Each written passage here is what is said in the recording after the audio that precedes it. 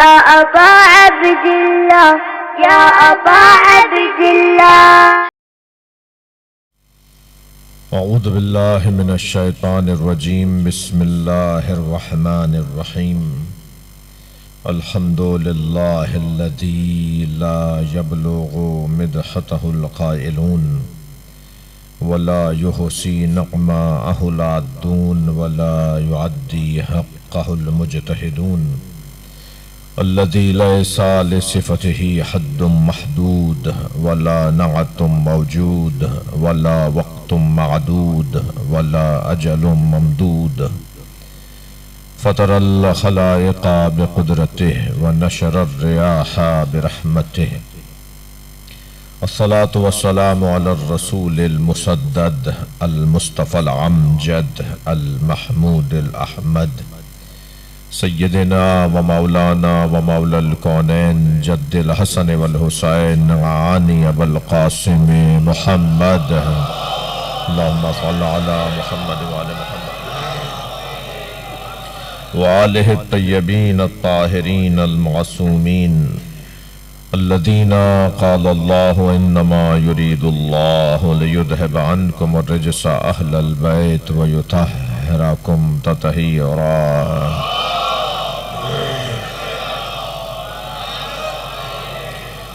وَلَعْنَةُ اللَّهِ عَلَىٰ أَعْدَائِهِمْ أَجْمَعِينَ مِنْ يَوْمِ عَدَاوَتِهِمْ إِلَىٰ قِيَامِ يَوْمِ الدِّينِ. أَمَّا بَعْدُ قَالَ الْحَكِيمُ فِي قُرْآنِ الْكَرِيمِ بِسْمِ اللَّهِ الرَّحْمَٰنِ الرَّحِيمِ يَا أَيُّهَا الَّذِينَ آمَنُوا لَا تُقَدِّمُوا بَيْنَ يَدَيِ اللَّهِ وَرَسُولِهِ واتقوا الله إن الله سميع عليم. يا أيها الذين آمنوا لا ترفعوا أصواتكم فوق صوت النبي ولا تجهروا له بالقول كجهر بعضكم لبعض أن تحبط أعمالكم وأنتم لا تشعرون. صلوات.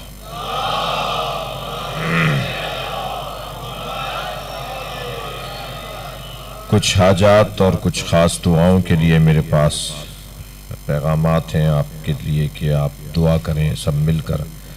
آپ کے ذہنوں میں بھی عزیز و قارب پڑوسیوں میں جو بیمار ہیں، خاص حاجتیں، خاص مرادیں، خاص تمنائیں، آرزویں. مولا امام حسین کا مقام اللہ کے نزدیک بہت بلند ہے. امام حسین کی اس وقت ہم بارگاہ میں ہیں اور امام حسین اللہ کا دروازہ ہے. اپنی دعاؤں کی قبولیت کے لیے جو دعائیں کہنے کے لیے کہا ہے، ان سب کی برابری کے لیے بلندتر صلوات پڑھیں. اللہم صل علی محمد وعلی محمد. سورہ مبارکہ حجرات کی ابتدائی آیتیں میں نے آپ کے سامنے تلاوت کی ہیں، اور ان آیات کا مفاد اور مضمون اور ان آیات کا جو موضوع ہے وہ ادب مصطفیٰ ہے. اللہ مصطفیٰ کا، اپنے نبی کا، اپنے حبیب کا ادب چاہتا ہے، اور جتنا نبی کا ادب بڑھتا چلا جائے گا اتنا ہی اللہ کا قرب بڑھتا چلا جائے گا. میں اسی ابتدا میں ہی ایک جملہ ہدیہ کرنا چاہوں گا. جو نبی کا ادب کرے گا وہ اللہ کا ولی بنے گا. نبی کا ادب کرنے والا اللہ کا ولی بنے گا. میں جملے کو تکرار کر کر پھر ایک نتیجہ خیز جملہ کہوں گا. جتنا نبی کا ادب بڑھے گا اتنا اللہ کی طرف سے ولایتیں ملیں گی. اب اگر کسی کو یہ دیکھنا ہے کہ علی کا مقام اتنا بلند کیوں ہے تو جان لے کہ وہ نبی کا ادب اتنا ہی زیادہ کرتا ہے.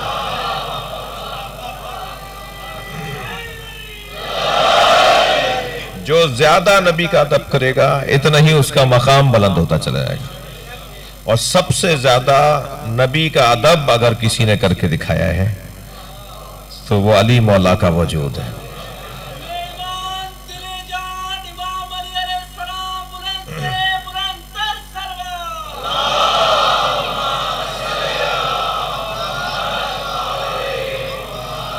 نبی مکرم کا مولا علی سے جو تعلق ہے، جو مولا علی کا نبی کا ادب ہے اس کی ایک مثال دوں گا، اور پھر میں یہ جاننا چاہوں گا کہ علی نبی کا اتنا ادب کیوں کرتے ہیں۔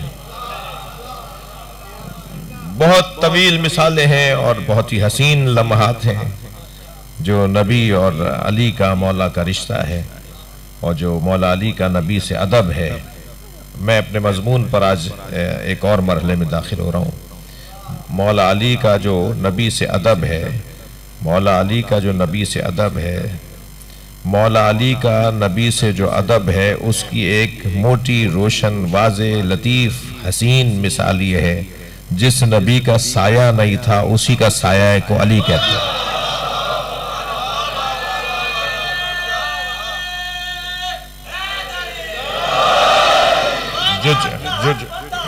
کائنات کا ہر بندہ یہی چاہتا ہے کہ میرا اللہ مجھ سے راضی ہو، میرا اللہ یہی چاہتا ہے میرا مصطفیٰ مجھ سے راضی ہو۔ آواز بلند تر صلوات۔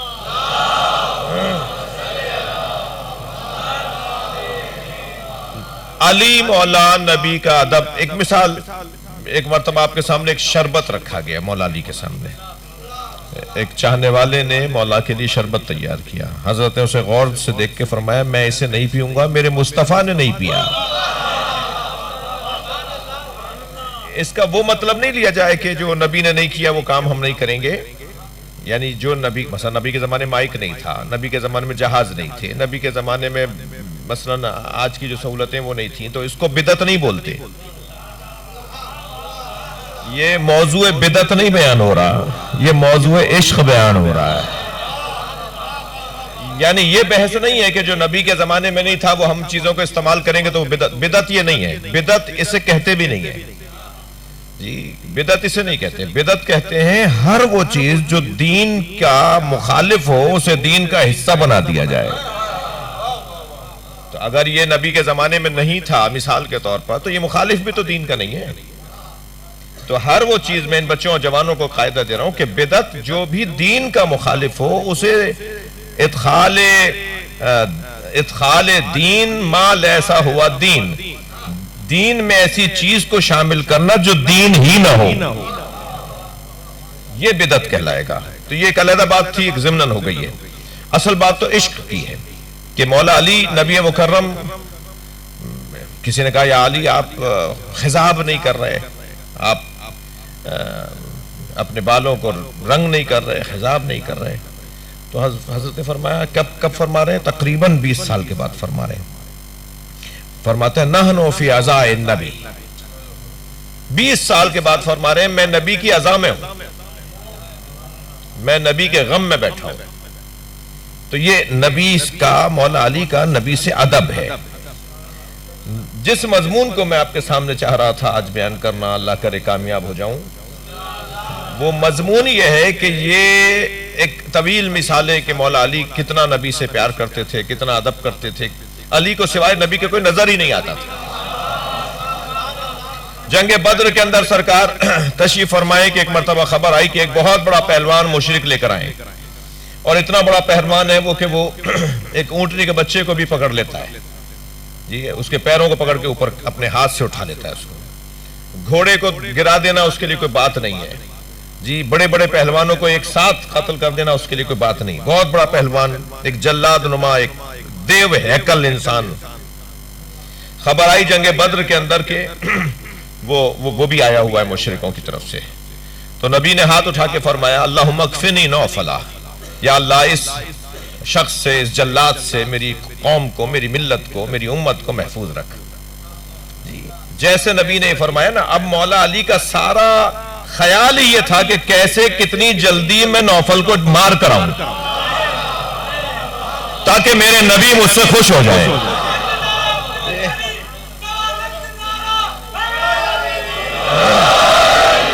اور ابھی جنگ کچھ آگے بڑھی تھی، ابھی جنگ ذرا گھمسان کی بنی تھی کہ ایک مرتبہ مولا ایک ٹیلے پر کھڑے ہو کے، مولا نبی ٹیلے پہ کھڑے ہو کے میدان میں ایسے دیکھ رہے تھے جیسے کسی کو تلاش کر رہے ہو، تو دور سے ہی مولا علی نے آواز دے کر کہا یا رسول اللہ آپ کسی کو دیکھ رہے ہیں؟ فرمایا من لعلم بنوفلا، نوفل کے بارے میں کسی کو علم ہے؟ تو مولا نے وہیں سے آواز دے کر کہا یا رسول اللہ میں نے اسی وقت مار دیا تھا۔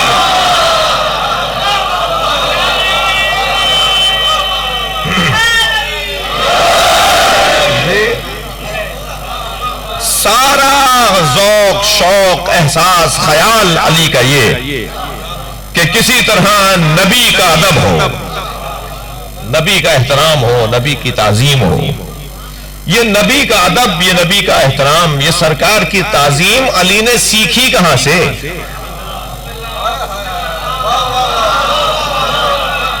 भाई थोड़ी तवज्जो चाहूंगा।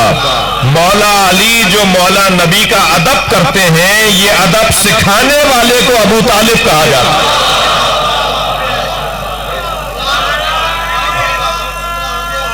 जी,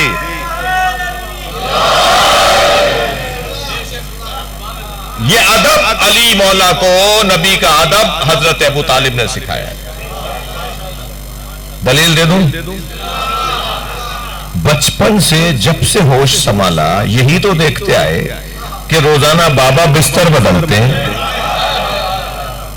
मेरे बच्चे मर जाएं, मेरा मोहम्मद बच जाए। रात में कई मर्तबा हजरत अबू तालिब नबी मुकर्रम को दूसरे बिस्तर पर लिटा देते थे और उनके बिस्तर पे अपने तीनों बच्चों में या चारों बच्चों में, क्योंकि उस वक्त हजरत तालिब भी जिंदा थे, जी तालिब भी मौजूद थे। ये तो जंग बद्र में गुम हुए हैं, वो नापैद हो गए थे, लापता हो गए थे। नबी की तरफ से एक मुहिम पर भेजे गए थे हजरत तालिब, जिनकी वजह से हजरत अबू तालिब है मौला अली के सबसे बड़े भाई। उन्हें हजरत नबी मुकर्रम ने एक मुहिम पर भेजा था, एक काम देकर भेजा था और वो वापस नहीं आए। और फिर उसके बाद से नहीं मालूम कि उनके साथ क्या हुआ, और ना उनकी नस्ल का ना ही उनके औलाद के बारे में कुछ मालूम है। जाहिरन वो शहीद कर दिए गए। और फिर उनके बाद हजरत अकील हैं, फिर उनके बाद हजरत जाफर हैं, फिर उनके बाद मौला अली हैं, और सबसे छोटी बहन है हजरत उम्मे हानी। एक बहन, चार भाई, हजरत अबू तालिब के 5 बच्चे, और 5 बच्चों का हम्मो गम यह है कि किसी तरह मुस्तफा बच जाए, किस तरह अल्लाह का नबी महफूज रह जाए। बस अल्लाह का नबी कैसे महफूज होगा, कैसे अल्लाह के नबी को महफूज रखा जाए, ये हजरत अबू तालिब के सब बच्चों का यही हम्मो गम है, यही बस एहसास है। रात रोज बिस्तर बदलते हैं, मौला अली को लिटा देते हैं मौला नबी की जगह। अच्छा, ये बचपना नहीं है। बच्चा तो ऐसी कैफियत में और नींदें उड़ा लेता है जब उसे पता हो कि अब मेरे साथ कुछ होने वाला है, लेकिन जो बचपन से ही नबी के बिस्तर का आदी हो, सलवात पढ़े अली मौला की जात पर,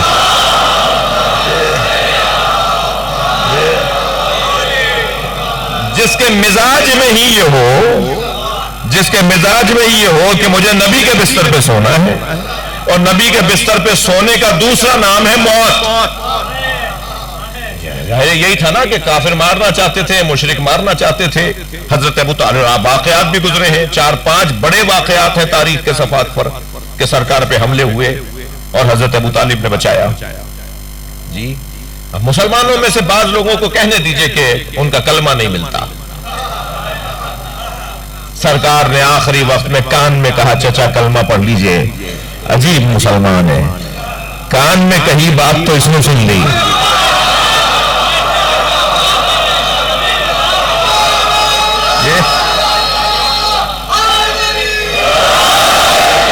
सरकार अपने चचा अबू तालिब से कान में कह रहे थे कि कलमा पढ़ लीजिए। ये बात तो मुसलमान ने सुन ली। गदीर की धूप में, लाखों के मजमे में नबी ने फरमाया, मन कुन तो मौला फहाजा अली उल मौला। ये मुसलमान ने नहीं सुना।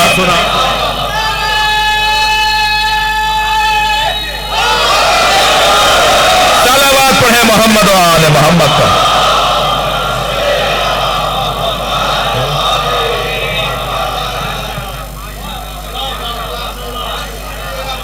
छोड़ दीजिए इस बहस को, जो जितना कह दिया ये भी ज्यादा बोल दिया। असल बहस तो ये है, असल बात तो ये है कि हजरत अबू तालिब ने सिखाया है अपने बच्चों को कि मेरा मुस्तफा तुम्हें कितना अजीज होना चाहिए, कितना मेरा मुस्तफा तुम्हें अजीज होना चाहिए। तवज्जो चाहूंगा, ये हजरत अबू तालिब ने अगर आकर न पूछा होता ना कि ये कह रहे हैं कि अपने भतीजे से कहो कि अल्लाह की तबलीग से बाज आ जाएं, اور ہمارے بتوں کو برا نہ بولیں، ہمارے الہوں کو، ہمارے اللہوں کو برا نہ بولیں، اور باز آ جائیں، یہ کام نہ کریں، یہ باتیں نہ کریں۔ یہ حضرت ابو طالب نے نبی سے آ کر اس لیے نہیں کہا تھا کہ معاذ اللہ حضرت ابو طالب ان کی زبان بول رہے تھے، نہیں، حضرت ابو طالب ان کی زبان نہیں بول رہے تھے، اپنے بھتیجے کی زبان سنانا چاہ رہے تھے۔ لو وضع الشمس علی یمینے والقمر علی یسارے، نبی فرماتے ہیں کہ اگر سورج کو میرے سیدھے ہاتھ پر رکھ دیں اور چاند کو میرے دوسرے ہاتھ پہ رکھ دیں تو میں اللہ کے دین کی تبلیغ سے باز نہیں آؤں گا۔ چچا انہیں جا کر بتا دیجئے، یہ نبی کے قول کو حضرت ابو طالب نے انہیں جا کر جو بتایا تھا کہ میرا بھتیجا یہ کہہ رہا ہے کہ میرے سیدھے ہاتھ پہ سورج رکھ دو، الٹے ہاتھ پہ چاند رکھ دو، تب بھی میں دین کی تبلیغ سے باز نہیں آؤں گا۔ پیغام یہ دینا مطلب تھا کہ تم میرے بھتیجے کو کیا ڈراؤ گے جس کے ہاتھ میں چاند بھی ہے اور سورج بھی ہے؟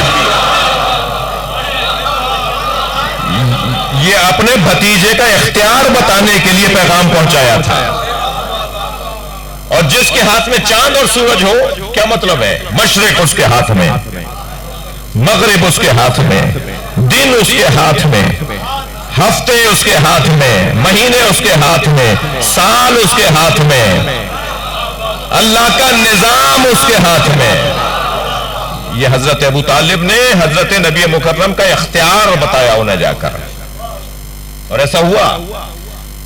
بستر بدل رہے ہیں۔ اچھا، جو بچپن سے، آپ کے لیے ایک جملہ ہدیہ کر رہا ہوں، جو بچپن سے نبی کے بستر پہ سونے کا عادی ہو، ایک مقصد کے لیے کہ میری جان چلی جائے، میرا مصطفیٰ بچ جائے، جس نے بچپن سے 1 2 4 6 دفعہ نہیں، سینکڑوں مرتبہ یہ مشق کی ہو، اسے اگر ایک مرتبہ سننے کو یہ مل جائے کہ میرے سونے سے آپ کی جان بچ جائے گی،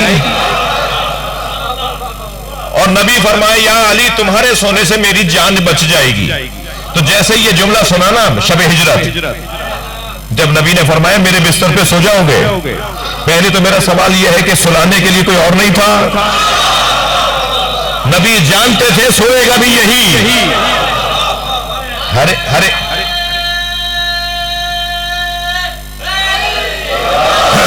مولا علی نے فرمایا یا رسول اللہ میرے سونے سے آپ کی جان بچ جائے گی؟ سرکار نے فرمایا ہاں علی تمہارے سونے سے میری جان بچ جائے گی۔ تو فوراً سجدے میں سر رکھ دیا اور اللہ کا شکر ادا کیا، اللہ کا شکر ادا کیا۔ علی نے اپنی موت کی خبر سن کے شکر ادا کیا، نبی کی جان بچنے کی خبر سن کے شکر ادا کیا۔ علی کے نزدیک موت مصیبت نہیں ہے جو صبر کرتے، علی کے نزدیک موت نعمت ہے، تبھی شکر ادا کر رہا ہے۔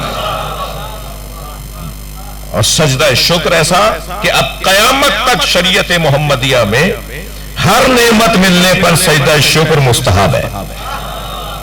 جب بھی کوئی نعمت ملے نا تو سجدہ شکر کرنا چاہیے۔ کوئی انعام ملے، کوئی اکرام ملے، کوئی مقام ملے، کوئی کیفیت ہو تو فوراً حکم ہے کہ سجدہ شکر کرو۔ سجدہ شکر کا مطلب یہ ہے کہ وہ نعمت ہمیں ملی ہے۔ سب سے پہلے حضرت امیر المومنین نے موت کی سن کے شکر کا سجدہ کیا ہے۔ قربان جائیں علی اولاد علی پر۔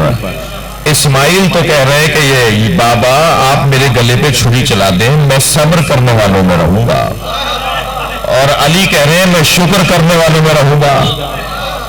جب نبوت کمال پر پہنچتی ہے تو اسماعیل بنتے ہیں، اور جب امامت حسن پاتی ہے تو علی بنتے ہیں۔ یہ ادب نبی مکرم کے تحفظ کا، جان مبارک کا، حیات طیبہ کا ادب مولا علی کو ان کے بابا ابو طالب نے سکھایا ہے۔ اچھا آمادہ ہے؟ ابو طالب کو کس نے سکھایا ہے؟ ابو طالب کو سکھانے والے عبد المطلب ہیں۔ جی میں حضرت عبد المطلب کا وصیت نامہ سنانا چاہ رہا ہوں آپ ذرا صلوات پڑھیں محمد و آل محمد۔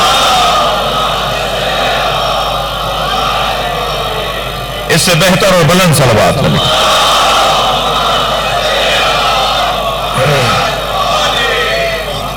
جب حضرت عبد المطلب کی رحلت قریب ہوئی نا، پہلے تو یہ ذہن میں رہے میرے عزیزوں، میرے ساتھیوں، خاص طور پر سب سے ہی میں اپنے آپ سے کہہ رہا ہوں کہ ہمیں حکم ہے کہ ہم وصیت تحریر کریں، وصیت ہمیں تحریر کرنی چاہیے، اور اگر کسی سے جڑی ہوئی باتیں ہیں تو پھر اس پہ ان کو نہ صحیح کسی کو بھی گواہ بنا لینا چاہیے، اگر حقوق العباد بھی اس میں شامل ہیں۔ معصوم فرماتے ہیں کہ جو شخص سو جائے اور اس کے تکیے کے نیچے اس کی وصیت نہ ہو اور اسے موت آ جائے تو گویا وہ زمانہ جاہلیت کی موت مرا ہے۔ بہت سخت ہے وصیت نامہ، حکم ہے، سخت حکم ہے کہ وصیت نامہ لکھا جائے۔ وصیت نامے میں 2 حصوں میں اپنے وصیت نامے کو تقسیم کر دیجئے۔ ایک حصہ اپنے عقائد اور اپنے نظریات کو لکھیے، اپنے ہاتھ سے لکھیے، خود لکھیے، اور اس میں لکھیے کہ آپ اللہ کو کیا مانتے ہیں، رسول اللہ کو کیا مانتے ہیں، آپ امامت کے بارے میں کیا عقیدہ رکھتے ہیں، قیامت کے بارے میں کیا عقیدہ رکھتے ہیں، نمازیں کتنی پڑھ لی ہیں، کچھ رہ گئی ہیں تو وہ لکھ دیا جائے، روزے رہ گئے ہیں، اگر نہیں تو ہو گئے ہیں تو لکھ دیا جائے کہ میں نے سارے روزے اب تک پورے رکھے ہوئے ہیں، اور اگر کسی کے حقوق ہماری گردن پر ہیں تو اس میں لکھا جائے کہ میرے اوپر فلاں کا پیسہ ہے، فلاں کی میرے اوپر ذمہ داری بنتی ہے، فلاں کو دینا ہے، فلاں سے لینا ہے۔ جو کچھ انسان لینے والوں کو اگر معاف کرنا چاہتا ہے تو یہ اس کے اختیار ہے، لیکن دینے والوں کو تو یہ معاف نہیں کرے گا، تو وہ تو اسے لکھنا پڑے گا کہ مجھے کسی کو دینا ہے۔ تو یہ ساری چیزیں، اور پھر یاد رہے، ذہن میں رہے کہ وصیت نامہ صرف میرے لکھ دینے سے کافی نہیں ہے، 2 عادل گواہوں کو اس وصیت نامے پر گواہ بنانا ہوگا، 2 عادلوں کو گواہ بنانا ہوگا، وہ دستخط کریں، جن کو بھی میں سمجھتا ہوں کہ وہ میرے نزدیک صحیح لوگ ہیں، سچے لوگ ہیں، اچھے لوگ ہیں، ان کو گواہ بناؤں۔ وصیت نامہ ضرور لکھیے۔ معصوم اپنے ان چاہنے والوں کو دوست رکھتے ہیں، زیادہ دعا دیتے ہیں ان کے لیے جو وصیت نامے تیار کرتے ہوں۔ حضرت عبد المطلب کی رحلت قریب ہے، اپنے بھتیجے کو اپنے سرہانے بٹھایا ہوا ہے، معاف کیجئے گا، اپنے پوتے کو، حضرت نبی مکرم کو اپنے سرہانے بٹھایا ہوا ہے۔ اب ذرا وصیت نامہ سنیں۔ انہو قال لما حضر ابو طالب لما حضر عبد المطلب الوفات، جب حضرت عبد المطلب کی وفات قریب آئی تو آپ نے جميع الیہ وجوہ القریش، قریش کے سارے معتبر لوگوں کو جمع کیا، خاندان کے سارے معتبر لوگوں کو جمع کیا، فوصاہم، اور پھر ان سے وصیت فرمائی، فقال یا معاشر القریش، اے میرے خاندان والو، اے میرے قبیلے والو، انتم صفوۃ اللہ من خلقہ، تم اللہ کی مخلوق میں سب سے زیادہ منتخب اور سب سے زیادہ معتبر لوگ۔ حضرت عبد المطلب قریش کے لیے، اپنے قریش سے مراد اپنے خاندان بنی ہاشم کے لیے فرما رہے تم سب سے زیادہ معتبر ہو ان تمام لوگوں کے درمیان، تمہیں چنا ہوا ہے اللہ نے۔ ایک جملہ کہہ دوں کیسا چنا ہوا تھا؟ اللہ نے قریش کو، اللہ نے بنی ہاشم کو کیسا چنا، اس کی ایک موٹی مثال، ہر قبیلے کا بت تھا، بنی ہاشم کا کوئی بت ہی نہیں تھا۔ یہ واحد قبیلہ تھا جن کا کوئی بت نہیں تھا، اور بتوں کے نام تھے قبیلوں میں کہ فلاں قبیلے کا یہ بت ہے اور فلاں قبیلے کے بت کا یہ نام ہے، مگر بنی ہاشم کا کوئی بت نہیں تھا، اس لیے کہ یہ بتوں کی پوجا ہی نہیں کرتے تھے۔ انتم صفوۃ اللہ من خلقہ وقلب العرب فیکم۔ اچھا اب منظر دیکھیے بھائی، میں تو وصیت نامہ پڑھ رہا ہوں نا، لکھ تو نہیں رہا، میرا نہیں ہے یہ ہم سب کے سردار کا وصیت نامہ ہے۔ اپنا ہاتھ رکھا نبی مکرم کے شانے پر اور شانے پہ رکھ کے فرمایا تمہارے درمیان عرب کا سید رہتا ہے۔ نبی کے اوپر ہاتھ رکھ کے فرمایا تمہارے درمیان عرب کا سید رہتا ہے، تمہارے درمیان انتم وقلب العرب فیکم، اور عرب کا جو دل ہے وہ تمہارے درمیان، وسید المطاع فیکم، اور تمہارے درمیان وہ سید رہتا ہے جس کی اطاعت واجب ہے۔ سرکار کے شانے پہ ہاتھ رکھ کے فرما رہے ہیں وہ سید، وہ سردار تمہارے درمیان ہے جس کی اطاعت واجب ہے۔ سرکار کی عمر تو اس وقت میں 6 سال کی تھی. جو 6 سال کا ہو وہ سید مطاع ہو، یعنی جس کی اطاعت واجب ہو. یہاں 6 سال کے نبی کی اطاعت واجب ہے. یہ تو بعد میں انہیں پتا چلے گا کہ یہ نبی ہیں، یہ تو بعد میں انہیں معلوم ہوگا کہ یہ نبی ہیں. یعنی بچپن میں حضرت فرما رہے ہیں کہ تمہارے درمیان وہ سید رہتا ہے جس کی تمہیں اطاعت کرنا واجب ہے. تو یاد رہے یہ گھرانہ وہ گھرانہ ہے کہ جب اللہ انہیں نبوت اور امامت دیتا ہے تو سن و سال دیکھ کر نہیں دیتا. یہ ماں کی گود میں نبی بھی ہوتے ہیں، یہ امام بھی ہوتے ہیں. یہ وہاں سے نبی اور امام بن کر آتے ہیں. سید المطاع فیکم، اطاعت جس سید کی واجب ہے وہ تمہارے درمیان ہے. وفیکم المقدم الشجاع الواسع الباح، تمہارے درمیان پیکر شجاعت رہتا ہے. تمہارے درمیان پیکر شجاعت رہتا ہے. تمہارے درمیان صاحب الرائے ایک شخصیت رہتا ہے. اس کی تم پر اطاعت واجب ہے. فرماتے ہیں کہ وَعَلَمُوا أَنَّكُمْ لَن تَتْرَكُوا الْعَرْبَ فِي الْمَعْصِرِ نَصِيبًا إِلَّا أَحْرَزْتُمُوهُ، جان لو کہ کوئی ایسی فضیلت نہیں ہے جو عرب کو نہ ملی ہو، جو عرب میں ہو اور تمہیں نہ ملی ہو. جی کوئی ایسی فضیلت جو عرب کو ملی ہو، جو عرب میں ہو اور تمہیں نہ ملی ہو. اللہ نے وہ ساری فضیلتیں تمہیں عطا فرمائی ہیں. وَلَا شَرَفًا إِلَّا أَدْرَكْتُمُوهُ، اور کوئی شرف ایسا نہیں چھوڑا اللہ نے جو تم میرے خاندان والوں کو اللہ نے عطا نہ کیا ہو. وَلَهُمْ بِهِ إِلَيْكُمْ الْوَسِيلَةُ، بھئی جملہ سرکار حضرت عبدالمطلب کا سنیں. فرماتے ہیں اللہ نے اپنے اور تمہارے درمیان اسے وسیلہ بنایا ہے. مجھے یہیں ایک جواب دے دیجئے، کیا یہ سارے جملے دلیل نہیں ہیں کہ حضرت عبدالمطلب کا عقیدہ کیا تھا؟ اسلام کب لائے؟ اسلام حضرت عبدالمطلب، حضرت ابو طالب کی عظمت یہ ہے کہ اگر یہ خانہ کعبہ کیا 8 چکر کر کے رک جاتے نا تو آج سارا عالم اسلام 8 چکر کرتا. یہ تو عبدالمطلب نے 7 چکر کیے، وہی طواف بن گیا ہے. یہ کعبے کے 7 چکر کس نے بتائے ہیں؟ قرآن کی کوئی آیت مجھے مسلمان لا کے دکھائے کہ 7 چکر کریں گے تو طواف بنے گا. قرآن کی کسی آیت میں نہیں لکھا ہوا کہ 7 چکر کرو گے تو خانہ کعبہ کا طواف بنے گا. قرآن میں نہیں لکھا، عبدالمطلب نے کر کے دکھایا ہے. یہی شریعت محمدیہ بن گئے. صلوات پڑھیں محمد و آل محمد.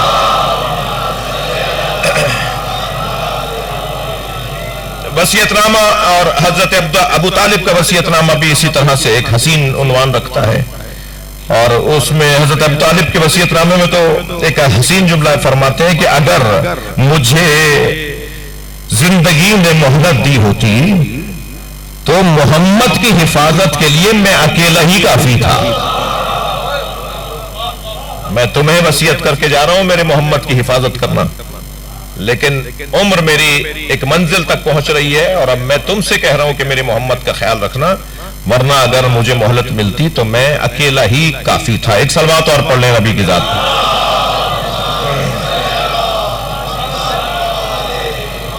اس سے بہتر اور بلند صلوات پڑھ لیں.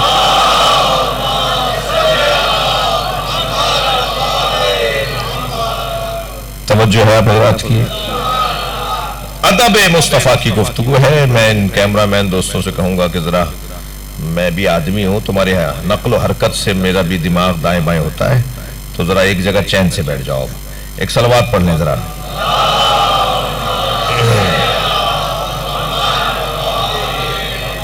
ایک اور بہتر صلوات.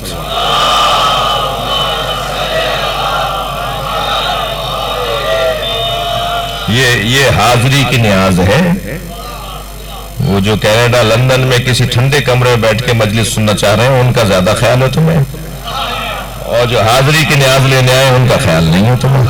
صلوات پڑھ رہا محمد و آل محمد. بلند تر صلوات پڑھ لیں نبی کے ذریعے. گرمی شدید ہو گئی ہے.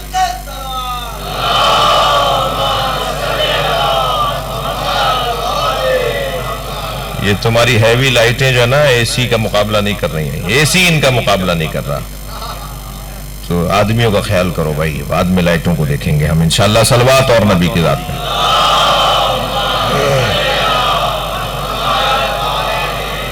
اس سے بہتر اور بلند صلوات.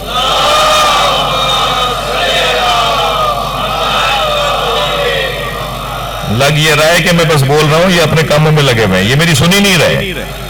یہ دیکھیے اپنے کاموں میں لگے ہوئے ہیں، یعنی ان کے اوپر کوئی اثر ہی نہیں ہو رہا.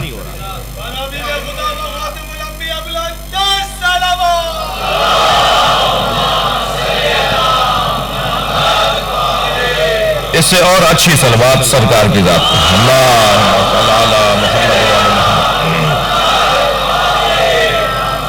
بھائی ادب مصطفیٰ کی بات تھی. میں اب تک کے جملوں میں ایک سنگین جملہ ہدیہ کرنے جا رہا ہوں. نبی کا نام محمد رکھا کس نے ہے؟ جس کی سب مل کے تعریفیں کریں اس کا محمد نام ابو طالب نے رکھا.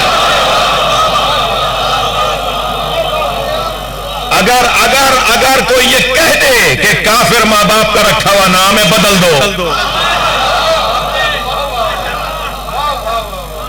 تو بدل دیں. ان سے بڑھ کر کوئی ایمان کا عنوان نہیں ہے. ابو طالب کی عظمت کے لیے یہی بہت بڑی بات ہے کہ ابو طالب علی کا باپ ہے.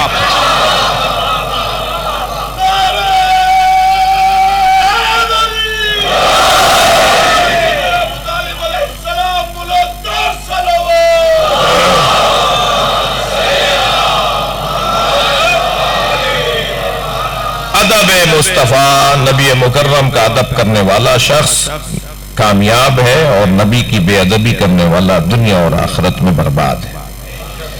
دیکھیے 3 طرح کے اعمال ضائع ہوتے ہیں. 3 طرح کے اعمال ضائع ہو جاتے ہیں. ایک وہ عمل جو ابتدا سے ہی ضائع ہے، یعنی ابھی عمل ہوتا جا رہا ہے ادھر ضائع ہوتا جا رہا ہے، ادھر عمل ہوتا جا رہا ہے ادھر ضائع ہوتا جا رہا ہے. وہ عمل جو ابتدا سے ہی ضائع ہے، وہ عمل جو وسط عمل میں جا کر ضائع ہو جاتا ہے. بہت اچھا عمل انجام دیا، آدھا ہو گیا ضائع ہو گیا. وہ عمل جو عمل مکمل ہو جانے کے بعد ضائع ہو جاتا ہے. جی وہ عمل جو ابتدا سے ہی ضائع ہو جاتا ہے، وہ عمل وہ ہے جو ریاکاری کا عمل ہے، دکھاوے کا عمل ہے، بناوٹی کام ہے. جی خلوص کی اور سچائی کی بنیاد پہ نہیں ہے، ریاکاری ہے. ریاکار کا عمل آغاز سے ہی برباد ہے، شروع سے ہی برباد ہے. اعمال کو خلوص کی بنیاد پہ ہونا ہوگا. اس میں دکھاوا، بناوٹ، جی تصنع، کسی کو خاص خوش کرنے کے لیے، کسی کو راضی کرنے کے لیے، انانیت، خود پسندی. جی نماز پڑھ رہے ہیں کسی کو دکھانے کے لیے، روزہ رکھ رہے ہیں، حج کرنے جا رہے ہیں حاجی کہلوانے کے لیے. جی زکوٰۃ دے رہے ہیں، 6 جگہ بتا رہے ہیں کہ میں نے اتنی زکوٰۃ دی ہے. جی خمس دیا ہے تو 4 جگہ ڈھول پیٹا ہے کہ میں نے اتنا خمس دیا ہے. یہ جو دکھاوے کا عمل ہے، یہ جو ریاکاری ہے، یہ عمل کے آغاز میں ہی باطل ہے، پیسے کا زیان ہے. جی سفروں کی تھکان اور صعوبتیں ہیں، فائدہ اس کا کچھ نہیں ہے. خلوص، سچائی، آغاز سے ہی قربتاً اللہ. جب کام قربتاً اللہ ہے تو پھر کسی سے تعریف کی توقع نہیں ہو. اللہ کے لیے کیا تھا بھائی، آپ کے لیے نہیں کیا، کسی اور کے لیے نہیں کیا. اگر آپ کوئی کسی کا شکریہ ادا کر رہا ہے تو آپ کی مہربانی، مگر یہ کام میں نے تو اللہ کی خاطر کیا تھا، میرا کام تھا، میرا فریضہ تھا، میری ذمہ داری تھی، مجھے تو کرنا ہی تھا یہ کام. یہ اپنے آپ کو سمجھائے، چاہے بولنے کی ضرورت نہ پڑے. ریاکاری ابتدا میں ہی اعمال کو ضائع کر دیتی ہے، خطرناک کام ہے.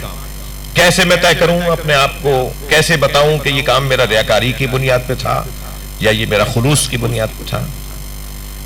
اس کی کسوٹی، اس کا پیمانہ یہ ہے کہ اگر مجمع میں لوگوں کے درمیان میں عمل انجام دیتے ہوئے شوق، ذوق اور انتہائی دل سے اور انتہائی جس کو کہہ لیجیے شادابی کے ساتھ کام انجام دیتا ہوں، اور وہی کام تنہائی میں سست پڑ جاتا ہوں.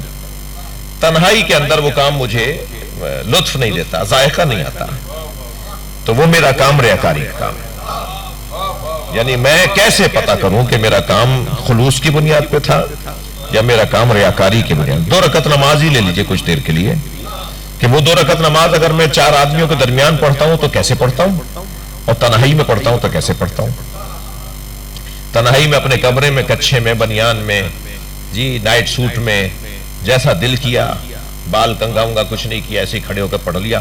لیکن جیسے 2 آدمی کمرے میں آئے نماز پڑھتے وقت تو فوراً خیال آ رہا ہے کہ ذرا کپڑے اچھے کر لو. تو بس یہی ریاکاری ہے. جی ذرا کنگا کر لو, ذرا مصلی ٹھیک کر لو, ذرا اچھا مصلی ہو جائے. تو یہ اگر دکھاوا شامل ہو رہا ہے اس کے اندر, بناوٹ شامل ہو رہی ہے, تو یہ ریاکاری ہے. ریاکاری والا عمل آغاز سے ہی ضائع ہے. یہ 2 رکعت نماز لے لیجئے. اگر جگر تھام کے مثال ایک اور سننا چاہ رہے ہیں تو جگر تھموا کر آپ سے کہہ رہا ہوں, یہ ہماری عزاداری ہے. یہ جو ہم عزاداری کر رہے ہیں نا, یہ عبادت ہے نا. اگر اس میں بھی دکھاوا ہے, لوگ میری تعریفیں کریں, لوگ کہ بھائی بہت بڑا آدمی ہے, جی فلاں مجلس دیکھو, ان کی گھر کی مجلس دیکھو کتنی بڑی مجلس تھی, اور انہوں نے فلاں کھانا کیا تھا تو میں اس سے زیادہ کروں گا. اگر یہ والے جذبے ہیں تو یہ ابتدا سے ہی باطل ہے. رسم ہو رہی ہے, ایک تقریب ہو رہی ہے, کوئی فنکشن معاف کیجیے گا ہو رہا ہے, لیکن عبادت نہیں ہو رہی ہے. کڑوی بات ہے نا, تو ایسی ہی سنی جائے گی. تو ریاکاری والا جو عمل ہے وہ ابتدا سے ہی باطل ہے, ابتدا سے ہی بے سود ہے. اس کے روحانی نتیجے نہیں نکلیں گے, اس کے معنوی نتائج نہیں نکلیں گے. جو آغاز سے ہی عمل باطل ہے وہ ہے جس میں ریاکاری ہے. جو درمیان میں آ کر باطل ہو جاتا ہے وہ عمل ہے جس میں عجب ہے. عجب, خود پسندی. یعنی میں آدھا کام کرنے کے بعد ڈھونڈ رہا ہوں کہ کوئی نہیں ہے جو تعریف کرے, کوئی نہیں ہے جو واہ واہ بولے, کوئی نہیں ہے جو کہے کہ بھائی کتنا اچھا تم نے کام کیا.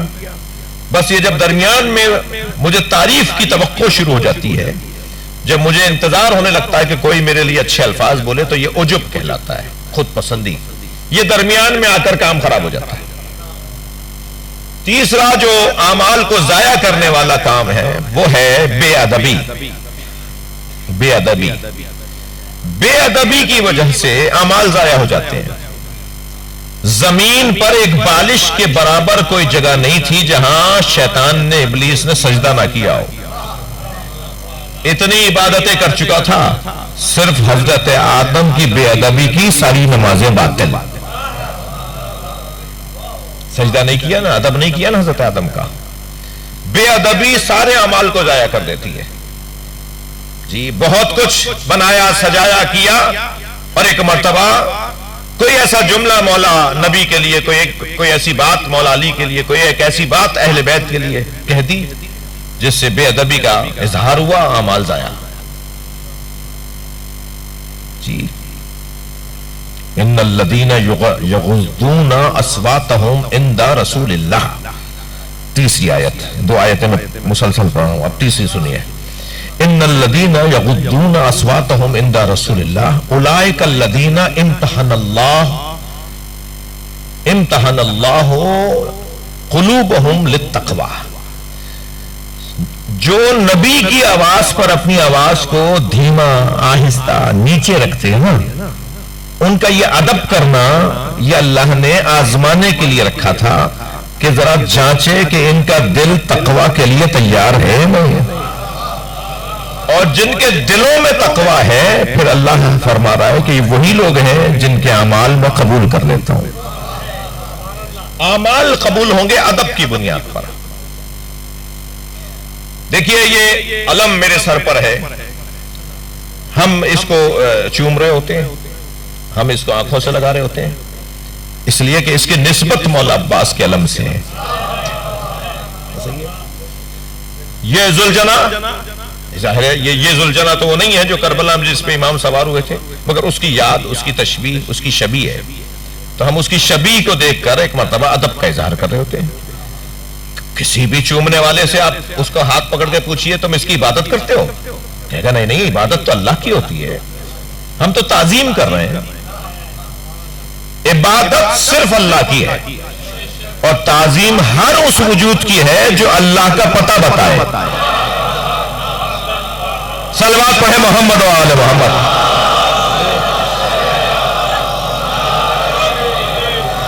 اب رسول اللہ کی تعظیم کیوں ہے؟ کیا ہم رسول اللہ کا اگر ہاتھ چومیں، رسول اللہ کے اگر پیروں کو ہاتھ لگائیں، رسول اللہ کو اگر آدھے جھک کر سرکار کا ادب اور احترام کریں تو کیا ہم رسول اللہ کی عبادت کر رہے ہیں؟ یا اس وقت میں جو صحابہ کرام کرتے تھے، رسول کے جب وضو ہو رہا تھا تو پانی کے ایک ایک قطرے کو اپنے چلو میں لے لیتے تھے، کوئی چہرے پہ ملتا تھا. ایسی عمل کو لے دی. سب سنی شیعہ نے سب نے لکھا ہے، دیوبندی بریلوی سب نے لکھا ہے کہ نبی مکرم کے وضو کا ایک ایک قطرہ صحابہ کرام اٹھا کر جی اپنے چہرے پہ مل لیتے تھے.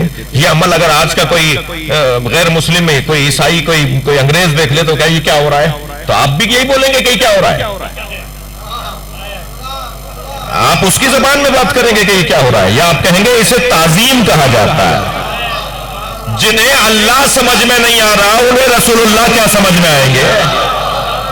ہم تو اپنے قبیلے کی بات کر رہے ہیں بھائی. صلوات پڑھنے نبی کی ذات پر.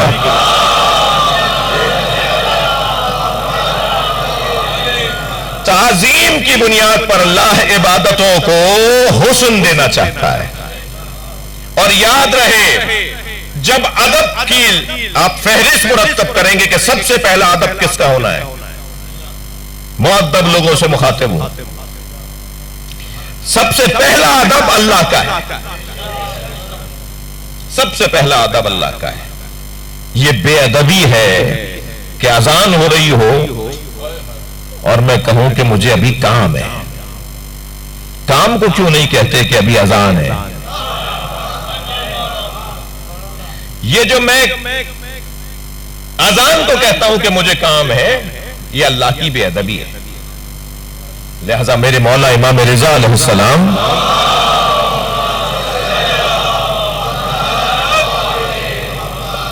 جب اذان کی پہلی آواز یعنی اللہ اکبر کا جملہ سنتے تھے نا تو لکھتے ہوئے بے ساختہ آپ کے ہاتھ سے قلم چھٹ جاتا تھا. اور اگر کوئی کہتا تھا کہ آپ نے قلم چھوڑ دیا تو حضرت فرماتے تھے کہ اب وہ پکار رہا ہے جس کے پکارنے میں آج ہم اختیار سے جائیں گے، کل اجبار سے لے جائیں گے. تو آج اتنا با اختیار ہو کر اس کی بارگاہ میں چلے جاؤ کہ کل اس کی مشیت پکارے کہ بتاؤ آنا چاہتے ہو یا نہیں. اللہ اکبر. اللہ کا سب سے پہلا ادب. مسجد خالی، گھر پہ نماز پڑھیں گے، جماعت میں نہ جانا، اللہ کے گھر کے اندر سناٹا ہو جانا، برابر والے گھر کے اندر رونق ہونا اور اللہ کے گھر میں بے رونقی ہونا، یہ ساری مثالیں بنیں گی اللہ کی بے ادبی. اللہ کے بعد دوسرا ادب رسول اللہ کا ادب ہے. تسلی دیجئے آپ ناراض نہیں ہو رہے مجھ سے. دوسرا ادب رسول اللہ کا ادب ہے، سرکار دو جہاں کا ادب ہے، جو سورہ مبارکہ حجرات کی پہلی 5 آیتوں میں اللہ نے بیان کیا ہے. میں نصیحت کروں گا اپنے بچوں سے، اپنے ساتھیوں سے کہ ایک مرتبہ قرآن سورہ مبارکہ حجرات کی 26ویں سپارے کے اندر یہ سورہ ہے، 18 آیتیں ہیں اور پہلی 5 آیتیں نبی کے ادب سے متعلق ہیں. تو دوسرا ادب سرکار کا ادب ہے. سرکار دو جہاں کے ادب سے آپ ایک یعنی لکھنے میں ایک ایرو بنائیے جی، لکھنے میں نبی کے ادب سے ایک اور ادب ترشح کرے گا، جلوہ بنائے گا، وہ ہے اہل بیت کا ادب، وہ ہے مولا علی کا ادب، وہ ہے جناب سیدہ کا ادب. اسی نبی کے ادب سے ایک اور ایرو، ایک اور نشان نکلے گا، ایک اور اشارہ نکلے گا، وہ ہے اصحاب کا ادب. اسی سے ایک اور اشارہ نکلے گا، وہ ہے ازواج کا ادب. ازواجہ امہاتہم النبی اولی بالمؤمنین من انفسہم وازواجہ امہاتہم. نبی تمام امت پہ سب سے اولا اور عرفہ ہیں اور ان کی زوجائیں امت کی مائیں ہیں. تو اب نبی کی زوجاؤں کا ادب، نبی کے اصحاب کا ادب، یہ نبی کا ادب ہے.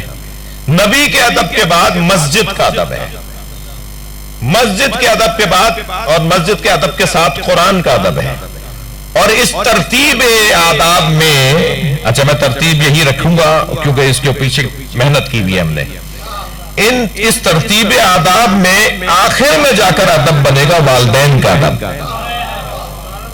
اور آخر میں اس لیے بنے گا کہ والدین کا ادب محکوم ہے نبی کے ادب کے ساتھ، یعنی نبی کا اور والدین کا ادب ٹکرانے لگے، اگر والدین کچھ کہہ رہے ہو اور سرکار کچھ کہہ رہے ہو تو ہمیں نبی کی بات ماننی ہے، والدین کی نہیں ماننی جی۔ لیکن اگر ٹکرا نہ رہا ہو تو کیا ہی کہنا، کیا ہی حسن ہے۔ تو آخر میں جا کر جو ادب بنے گا وہ والدین کا ادب بنے گا۔ یہ جو جوان، یہ جو بچے اس وقت مجلس میں بیٹھے ہوئے ہیں، میں ان سے ایک نصیحت کر رہا ہوں، اس مجلس کے بعد یہ سوچ کہیں صحیح کہ حسین کی مجلس سے آ رہے ہیں، اپنے والدین کے ادب کا اظہار کریں، جا کر اپنی ماں کو مسکرا کے دیکھیں، اپنے باپ کے پیر دبانے کی کوشش کریں، ان کو بڑھ کر پانی پلانے کا اظہار کریں، ان کی خیریت پوچھیں، دوا دارو بستر آرام کا پوچھ لیجئے۔ وہ آرام سے ہیں یہ آپ کو پتا ہے، مگر میں بات کر رہا ہوں آپ کے پوچھنے کی، یعنی میرے پوچھنے سے وہ ممکن ہے وہ زیادہ تو ان کو ضرورت ہی نہ ہو، لیکن مسئلہ یہ نہیں ہے کہ ان کو ضرورت نہیں ہے، مسئلہ یہ کہ میں نے بھی پوچھا یا نہیں پوچھا۔ تو جب میں اس کا اظہار کرنے لگتا ہوں تو ان کی طرف سے ایک دعا نکلتی ہے، اور جب ان کی دعا نکلتی ہے تو وہ کسی بھی ولی کی دعاؤں سے کم دعا نہیں ہے۔ یعنی مجھے 200 کلومیٹر کے بعد مٹیاری میں جا کر، اور مثال کے طور پہ شاہ لطیف بھٹائی رحمۃ اللہ علیہ کی بارگاہ میں جا کر، اور حضرت شاہ عبداللطیف اور حضرت شہباز قلندر کے مزار پہ جا کر دعا کرنی ہے، وہ بھی مجھے کرنی چاہیے جی۔ مولائیوں کا مجمع ہے، مزاروں والوں کا مجمع ہے، لیکن جو میرے برابر والے کمرے میں اللہ کا ولی بیٹھا ہوا ہے، جو اللہ کا ولی میرے باپ کی صورت میں ہے، میری ماں کی صورت میں ہے، کبھی مجھے اس کے پاس بھی تو جانا چاہیے۔ اور آپ یقین جانیے کہ اس کا رنگ ہی کچھ اور ہے، اس کا اثر ہی کچھ اور ہے۔ گفتگو آج یہاں تک پہنچی کہ اللہ چاہتا یہ ہے کہ میرے مصطفیٰ کا ادب ہو، اور سرکار کا ادب ہمیں حضرت عبد المطلب سے لے کے ابو طالب اور مولا علی اور ائمہ اہل بیت نے سرکار کا ادب کر کے دکھایا ہے۔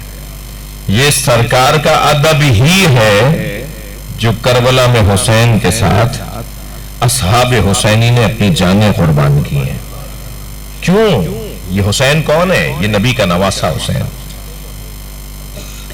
جمع ہو گئے سب کربلا میں۔ یہ نہیں دیکھیے گا کہ وہ 72 تھے، ان کی تعداد ہی بہت کم تھی، 72,000 سے وہ 72 بہت زیادہ ہیں جن کے ہاں وفاداری نہ ہو۔ 72,000 کا کیا کرنا کہ جہاں وفاداری نہ ہو؟ 72 لاکھ کا کیا فائدہ اس مجمع کا جو آپ کے میرے دوستوں میں ہو، میرے جاننے ملنے والے میں ہو؟ فائدہ تو ان کا ہے جو کم ہو مگر با وفا ہو۔ لہٰذا میرے مولا نے جب شب عاشور چراغ بجھائے اور فرمایا کہ میں چراغ بجھا کر اندھیرا کر دیتا ہوں، تم میں سے کوئی اگر جانا چاہتا ہے تو چلا جائے، اور اس لیے چراغ بجھا رہا ہوں تاکہ جاتے ہوئے اسے شرمندگی نہ ہو۔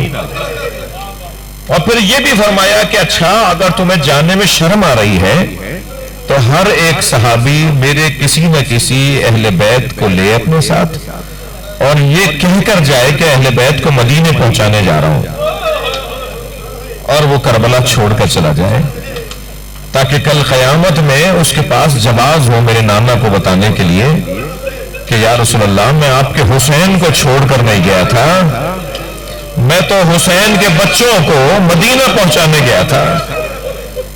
امام نے یہ کہہ کر چراغ بجھا دیا، اور پھر جب چراغ دوبارہ سے روشن ہوا تو حضرت حبیب ابن مظاہر نے تمام اصحاب کی طرف سے ایک آواز دے کر کہا، یا ابن رسول اللہ، اگر 70 مرتبہ مارے گئے اور دوبارہ زندہ کیے گئے، ہم پھر بھی آپ کو چھوڑ کر نہیں جائیں گے، اجرکم اللہ، ہم آپ کو تنہا چھوڑ کے کربلا میں نہیں جائیں گے۔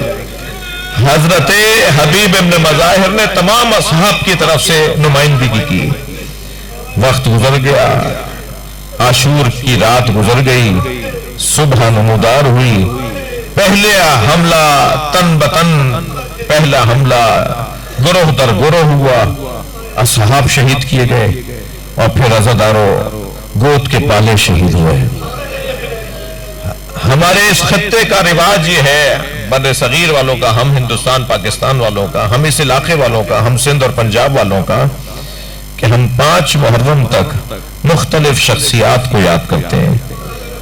واقعہ تو ایک ہی دن گزرا ہے، صبح عاشور سے عصر تک حسین کا سارا قافلہ کٹ گیا، حسین کا سارا گھر مارا گیا، مگر ہم ان 10 دنوں میں تقسیم کر دیتے ہیں کہ پہلی محرم کو کسے یاد کریں، دوسری محرم کو کسے یاد کریں، تیسری محرم کو کسے یاد کریں۔ 5 محرم سے ہم شہزادوں کا ذکر کرتے ہیں، معمولاً رائج ہے کہ 5 محرم کو جناب زینب کے بچوں کو یاد کرتے ہیں، 6 محرم کو حضرت علی اکبر کو یا حضرت علی اصغر کو یاد کرتے ہیں، 7 محرم کو تو ایک اسے یاد کرتے ہیں جس کی ماں کی آرزو تھی کہ یہ دولہا بن جائے۔ اجرکم اللہ، اجرکم اللہ۔ 7 محرم کو ہم حضرت قاسم کو یاد کرتے ہیں، اور 8 محرم کو ہم اسے یاد کرتے ہیں جس کے بازو علی کا لال حسین اٹھا کے لایا، جس کا مشکیزہ حسین اٹھا کے لائے۔ اور پھر 9 محرم کو یا حضرت علی اصغر کو یاد کرتے ہیں یا حضرت علی اکبر کو یاد کرتے ہیں، اور پھر عاشور کے دن صبح سے لے کر عصر تک ہمارے ذہنوں کا حاکم حسین ہوتا ہے۔ یہ ترتیب رہتی ہے ان 10 دنوں میں۔ آج اجرکم اللہ، آج 3 محرم ہے، آج اصحاب امام حسین کو ہم یاد کرتے ہیں، تو چلیے ذرا کس صحابی کا ذکر کروں؟ حر ابن یزید رہائی، جو اپنے بچے کے لاشے پہ پہنچا ہے، جب علی نے آواز دی نا، علی ابن حر نے آواز دی نا، بابا میری مدد کیجیے گا، اولاد والے مجلس میں آئے ہوئے نا، اندر اور باہر بھی تشریف فرما ہے، جن کے بچے ہیں، اولاد والے لوگ بیٹھے ہیں۔ اگر بیٹا اس حالت میں باپ سے کہے کہ بابا میری مدد کیجیے گا، تو باپ کتنی جلدی پہنچے گا؟ جب علی ابن حر نے مدد کے لیے آواز دی نا، بابا حر میری مدد کریں، تو کتنی جلدی گئے ہوں گے حضرت حر ابن یزید رہائی؟ سنیں گے جب حر نے بیٹے کے میت کی طرف، اپنے بیٹے کے بدن کی طرف خود کو بڑھایا نا، جلدی جلدی جا رہے ہیں، لیکن جب پہنچے تو کیا دیکھا؟ حسین پہلے سے موجود، امام حسین پہلے سے موجود ہیں، اور حر کے بیٹے کا لاشا اٹھایا ہوا ہے۔ حر نے آگے بڑھ کر کہا مولا غلام زادہ ہے، مولا یہ غلام زادہ ہے، اسے میرے حوالے کریں، اسے مجھے دیں۔ تو امام نے فرمایا حر جوان کی میت باپ نہیں اٹھاتا۔ اجرکم اللہ، اجرکم اللہ، خدا کسی غم میں نہ روائے۔ حر جوان بیٹے کی میت باپ نہیں اٹھاتا۔ ہم سب ایسے ہی روتے ہوئے امام حسین سے کہیں مولا جوان بیٹے کی میت باپ نہیں اٹھاتا۔ جب آپ علی اکبر کا جنازہ اٹھا رہے تھے، کوئی تھا جو کربلا میں آپ کو یہ کہتا؟ اجرکم اللہ، اجرکم اللہ۔ گریہ ہو گیا، مجلس ہو گئی ہے، مگر میرا دل کہہ رہا ہے کہ ایک اور مجاہد کو یاد کریں، جس مجاہد نے امام حسین کی نماز کی حفاظت کی ہے۔ جب امام حسین نماز جماعت پڑھ رہے تھے تو دشمن نے یہ دیکھا کہ حسین میدان کربلا میں نماز جماعت پڑھ رہے ہیں، تو وہاں یزیدی لشکر میں ایک تعداد ان لوگوں کی بھی تھی جنہیں یہ کہہ کر لے کر آئے تھے کہ حسین تو نماز ہی نہیں پڑھتے۔ جب امام سب کے سامنے نماز پڑھ رہے تھے، امام نماز پڑھ رہے تھے، تو ان کا وہ جو جھوٹ بول کر لائے تھے بعض لوگوں کو، انہیں کیسے سمجھائیں کہ یہ تو حسین نماز پڑھ رہے؟ تو انہوں نے اس سے پہلے کہ حسین مولا کی نماز آگے بڑھے، انہوں نے کہا تیر برسا دو تاکہ حسین نماز چھوڑ کے خیمے میں چلے جائیں۔ مگر حسین نماز چھوڑ کر کیسے چلے جائیں؟ امام کے نماز کی حفاظت کے لیے 2 صحابی آگے آ گئے، ایک زہیر قین جو رونے آئے اپنی آوازوں کو آزاد کریں گے، ایک حضرت زہیر قین، ایک حضرت سعید ابن عبداللہ، اور دونوں صحابی امام حسین کی نماز کے آگے کھڑے ہیں، ڈھال سے تیر روکتے ہیں، تلوار سے تیر روکتے ہیں، کسی طرح حسین کی نماز ظہر عصر مکمل ہو جائے، کہ اسی کیفیت میں کچھ تیر انہیں بھی لگنا شروع ہوئے۔ سعید ابن عبداللہ کو بازوؤں پہ تیر لگے، سینے پہ تیر لگے، پیروں پہ تیر لگے، تیر تو اتنے لگ چکے تھے کہ سعید گر جاتے، مگر اپنے آپ سے کہتے تھے سعید حوصلہ کرو، ابھی حسین کی نماز مکمل نہیں ہو۔ اپنے آپ سے کہتے تھے سعید حوصلہ کرو، تمہیں ہمت کرنی ہے، ابھی نماز حسین کی مکمل نہیں ہوئی۔ اور جیسے ہی امام حسین کی نماز مکمل ہوئی تو سعید پہلے ہی زخموں سے چور تھے، زمین کربلا پہ گر گئے۔ امام نے مصلی چھوڑا، نماز مکمل ہو گئی، مصلی چھوڑا، سعید ابن عبداللہ کا سر اپنی آغوش میں لے لیا، بلا تشبیہ امام نے اپنی گود میں سعید کا سر لیا تو سعید نے سر ہٹانا چاہا، سر ہٹا لیا، پھر امام نے گود میں لیا، پھر انہوں نے سر ہٹایا۔ جب امام نے دیکھا نا یہ اپنا سر ہٹاتے ہیں تو امام نے پیشانی کا بوسہ دے کر کہا سعید تم اپنا سر کیوں ہٹاتے ہو؟ تو فرمانے لگے مولا یہ شہزادوں کی جگہ ہے، مولا یہ سکینہ کی جگہ ہے، کہاں ایک غلام کا سر اور کہاں حسین کا زانو؟ امام نے فرمایا سعید کوئی وصیت ہو تو کرو۔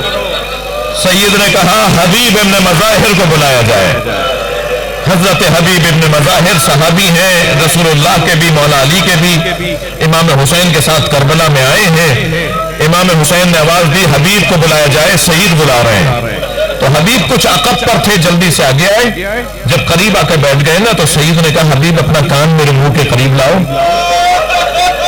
تو حبیب جھک گئے گھٹنوں پر، اپنا کان سعید کے منہ کے قریب لے گئے تو کانپتی ہوئی آواز میں سعید نے کانپتی ہوئی آواز میں کہا حبیب حسین کو چھوڑ کے نہ جانا، حسین میرا مولا تنہا ہوتا جا رہا ہے۔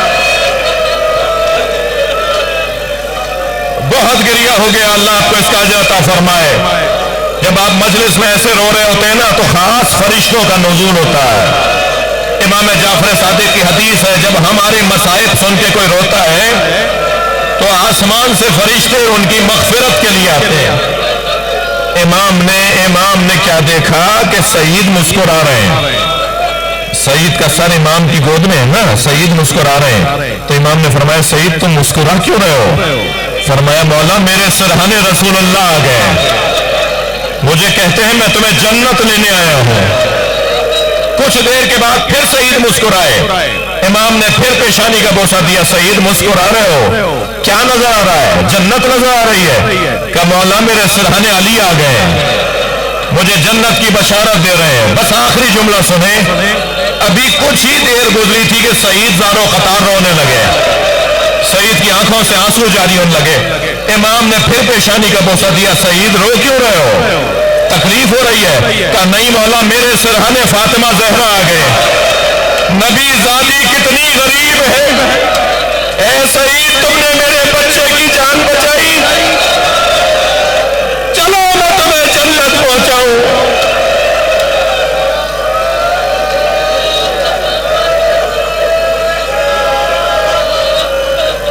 اللہ لعنت اللہ علی قوم الظالمین فسيعلم الذين ظلموا أي منقلب ينقلبون۔ یا حسین یا حسین۔